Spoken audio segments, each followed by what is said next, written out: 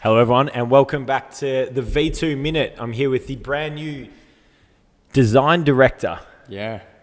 Ryan Impey. Yep. Just joined the V2 crew. This is his second week and we thought we'd bring it from a social aspect back down to a design aspect. For all you designers out there, Ryan's the man that knows more than me. That's why he's here. Riz, how you going? Good, mate. How are you? Good. What are we chatting about today? We're going to chat about the new Kickstarter branding that was launched earlier this week. So really new, fresh. It was launched on the 20th. Everyone, of course, would know Kickstarter as the website to launch a product or help launch a product and generate some funding and some leads.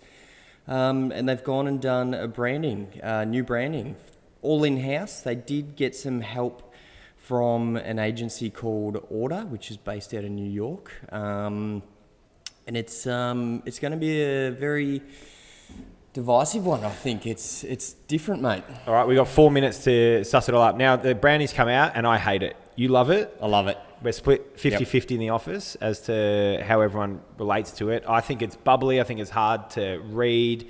I don't find the letters are easy. I don't know how you're going to brand that on something. I'm not sure. Why do you love it? I think it's different to everything that's out there at the moment. I think there's been a trend in branding probably the last couple of years to really strip everything back and to leave it not soulless, but bring it back to a sans serif font. I think this is a bit different. They've kind of bucked the trend. They've kept personality. It's got a lot of personality, I think. Yeah, it is bubbly. Yes, it is. It's very chunky. But when it's viewed not just as a logo, but in terms of an overall branding scheme, they've got some really nice supporting fonts with it. It's working well. There's no colours. It's a single colour.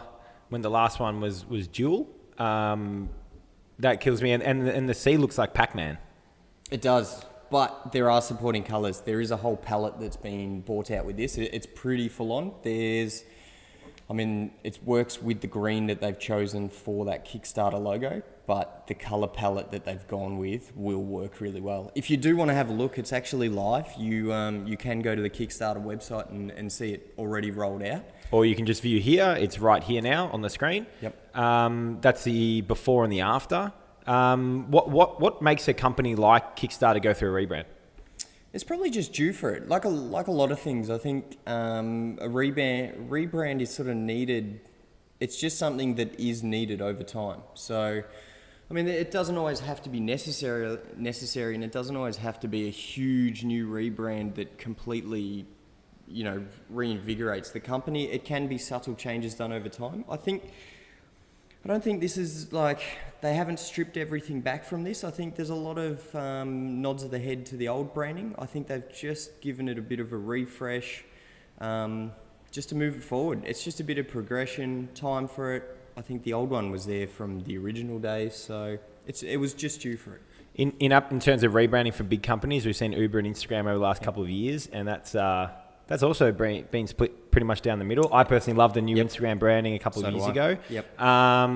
How long does this typically last for? Do they rebrand every 5 years or Yeah, what? I reckon 5 years. 5 years is a good time. You got to think, especially in terms of the tech scene nowadays, which Kickstarter is very much involved in. 5 years is a long time. The products are going to change completely. Trends are going to change completely. So it is something that does have to be done semi-regularly just to be up with it, I think. So what about companies like Nike as we move into the last minute? What about companies like Nike? And Apple, you can probably argue, had a rebrand. They did change font and they've gone to that minimal silver white. They've had a consistency through the years, constant. So they've always had their Apple, and Nike have always had the swoosh. But when you do look back through the years, there have been things added and then things taken away and that sort of thing. But there has been an element of consistency throughout that entire thing. So, all right, well, tell us what you guys think in the comments. Let us know. Get in touch with Ryan at v2.com.au. It's been great to have you on, Riz. Look forward to more. Yeah, we will. Cheers. See you again soon. See you guys.